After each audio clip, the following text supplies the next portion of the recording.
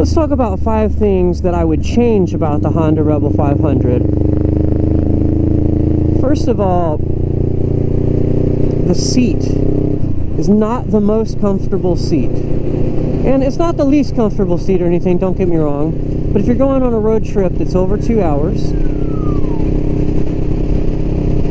then you may want a more comfortable seat. And your butt might hurt and your lower back might hurt after a few hours of riding. So that is one thing that I would change.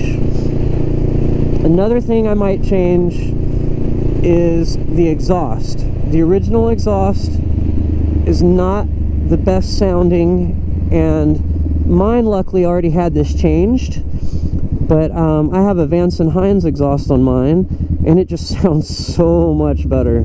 Like, just listen to that. Such a good sounding exhaust.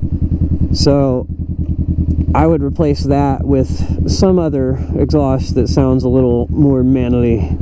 Mine already has some of these upgrades, but another thing I'd upgrade is probably putting some sort of phone charger or, you know, a way to charge things on it.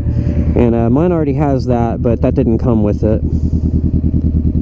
Another thing that I would probably change about this is I'd say adding saddlebags. If you're going to go on trips and stuff, it's nice to have a little bit of storage.